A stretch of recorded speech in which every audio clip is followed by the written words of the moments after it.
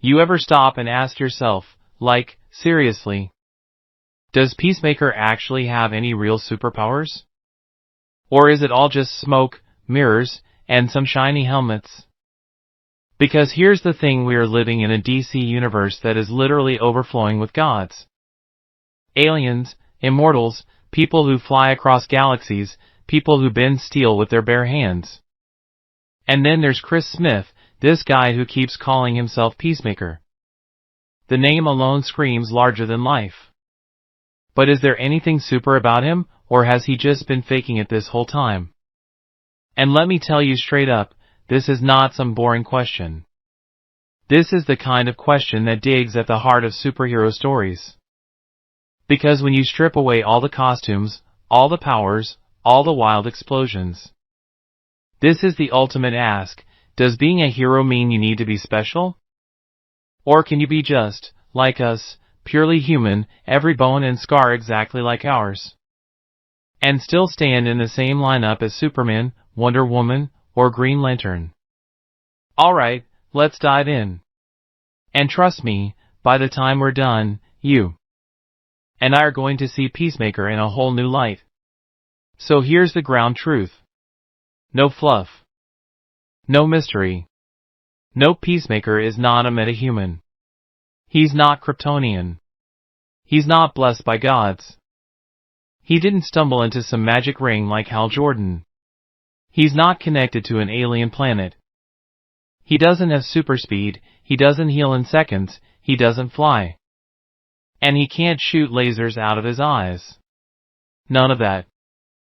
If you're waiting for me to reveal some secret serum, or a big DC Comics retcon that makes him secretly the child of Vandal Savage, or whatever, nah, it's not coming. The dude is just a man. A regular man in peak physical condition, sure, but no more than that. Think of Batman without the billions. Think of Punisher without the tragedy dial cranked up to 100. And that's pretty much the core of Peacemaker. But hold up. Before you close the tab, before you say, oh, well that's boring, you've got to hear me out. Because this is where it actually gets interesting. Because Peacemaker might not be super, but he is something kinda scarier. He's obsessed. He's relentless. And he's got toys that make him play in leagues he shouldn't even be standing near.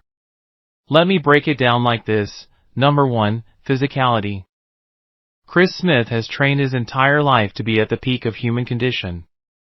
That means he's faster, stronger, more durable, and sharper than 99% of regular humans. He's not superhuman, but he is one of those athletes of destiny level people. Someone who makes you believe they almost could be. He's like that one guy at the gym who makes you go, man, was this dude born bench pressing? Number 2, skills. Peacemaker is, by his own words, the world's greatest marksman. Any weapon, any setting, anytime, anywhere. He claims it, but hey, the guy backs it up with shots that are impossible. Precision that feels unfair, like the bullet has his brain guiding it in slow motion.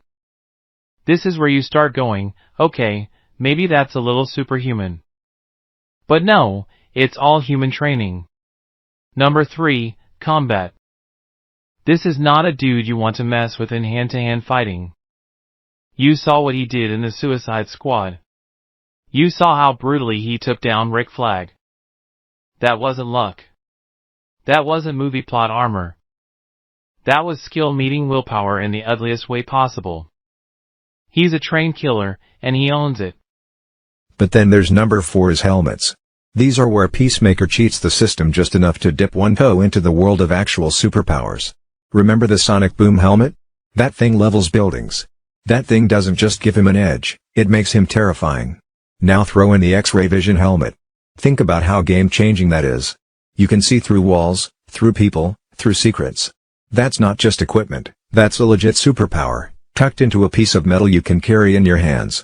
And it doesn't stop there. We've got helmets with force fields, helmets that let you breathe underwater, and the infamous human torpedo helmet that turns you into a living missile. So yeah, on paper, Peacemaker doesn't have superpowers. But let's be real. Give a man enough helmets, enough tools, and enough determination, and suddenly he looks just as dangerous as someone born with invulnerable skin or a lantern ring.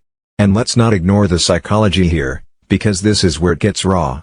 Peacemaker isn't just a soldier or a vigilante. He's a man with a guilt complex that could swallow him whole. He grew up crushed under his father's impossible expectations. He carries regret for every time he chose violence, even when violence was all he knew. His name is Peacemaker, for crying out loud, and yet half the time he doesn't even believe he deserves peace himself. That contradiction, the guy who kills in the name of peace, who hates himself but keeps fighting to prove he's worth something, who tries to laugh through every scar but breaks when no one's watching, that's his real power. Because let's face it, we don't connect with Superman's ability to fly. We don't connect with Wonder Woman's godly strength. But Peacemaker? We connect with the feeling of not being enough. Of wanting to prove ourselves. Of doing dumb, reckless stuff because we're desperate to matter to someone. That's why he works. Now in Season 2, we're in a different ballgame. Suddenly the DC Universe doesn't just tease us with the existence of superheroes, we're right in the middle of it. Hawkgirl shows up. Green Lantern shows up. Superman has already painted a mural of metahumans across the city. This is no longer the world where Peacemaker can pretend he's playing in the big leagues. No, he's in the locker room with legends, auditioning for a justice team where the entry-level requirement is literal superpowers. So imagine being him. Imagine standing there, explaining yourself to Superman. On one side, Kryptonian, indestructible, savior of Earth. On the other side, a dude in a painted costume whose big claim to fame is he never misses a shot if he pulls the trigger. You'd crack jokes too. You'd be desperate to defend yourself. You'd list out every possible skill you had, hoping someone, anyone, would say, yeah, you belong here. And this is the tension of Peacemaker. He isn't special in the way comic book heroes are supposed to be. But maybe that's the point. Maybe his bravery isn't flying into the sun, maybe it's showing up in rooms where everyone is bigger, stronger, faster, and saying, I'm gonna fight anyway. You know what though? Let me tell you something darker.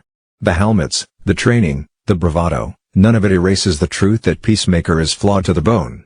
He isn't noble like Superman, he isn't graceful like Wonder Woman, he isn't tactically brilliant like Batman. He's messy. He's violent. He's insecure. He's offensive. But deep down he wants to be better, and isn't that actually scarier? Because while gods and aliens are locked into their greatness, Peacemaker is still wrestling with his demons right in front of us. Every battle isn't just against villains, it's against himself. And you know what?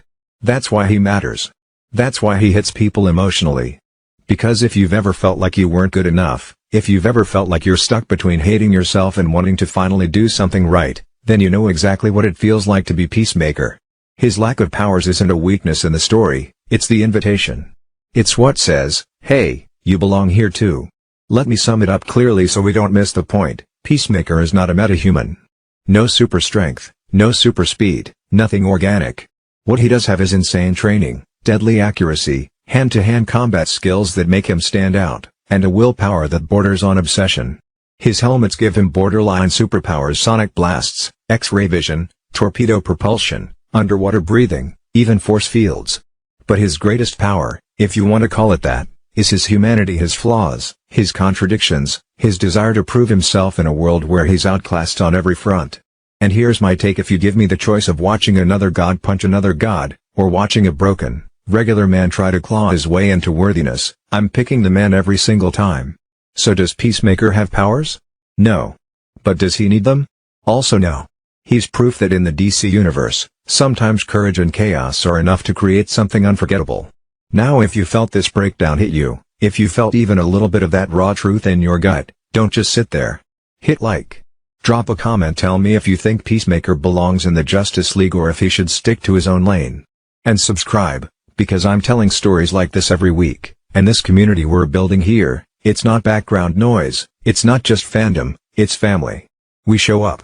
We talk real. We make it matter. And I want you in it. So yeah, share this with someone who needs a reminder that you don't need superpowers to be powerful. And remember, being human, being messy, being relentless, maybe that's the greatest superpower of all.